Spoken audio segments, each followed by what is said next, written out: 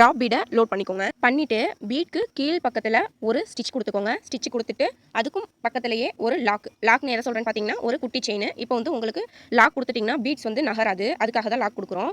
இப்போது அந்த லைன் போட்டிருக்கோம் பார்த்தீங்களா, அதில் ஒரு ஸ்டிச் பண்ணிவிட்டு அதுக்கப்புறமா எங்கே வந்து நீங்கள் ஸ்டிச் கொடுத்தீங்களோ அதுக்கு ஆப்போசிட்டில் ஒரு லாங் செயின், அதுக்கு பக்கத்தில் ஒரு குட்டி செயின், மறுபடியும் நீங்கள் பீட்ஸ் லோட் பண்ணிவிட்டு பீட்ஸ்க்கு கீழே ஒரு ஸ்டிச்சு, அந்த ஸ்டிச்சுக்கு பக்கத்துலேயே ஒரு லாக் அது மாதிரி போட்டுக்கோங்க. மறுபடியும் அந்த லைனில் ஒரு ஸ்டிச்சு, அப்புறம் பார்த்தீங்கன்னா ஆப்போசிட்டில் ஒரு ஸ்டிச்சு, லாக்கு, பீட்ஸ் லோட் பண்ணிவிட்டு கீழே பீட்ஸ்க்கு கீழே ஒரு ஸ்டிச்சு, அது பக்கத்தில் ஒரு லாக்கு, லைனில் ஒரு ஸ்டிச்சு. அவ்வளோதான். அதே மெத்தட் தான் நீங்கள் திரும்ப அதே மாதிரியே போடுங்க. இது வந்து ப்ளவுஸில் வந்து நெக் லைனில் வந்து நீங்கள் வந்து போட்டுக்கலாம், பார்டர் ஸ்டிச்சாக கூட போட்டுக்கலாம். பாருங்கள், இன்னொரு ஆங்கிளில் வந்து காட்டியிருக்கிறேன். இதில் காட்டியிருக்கிறது வந்து உங்களுக்கு கொஞ்சம் கிளியராக புரியும்னு நினைக்கிறேன்.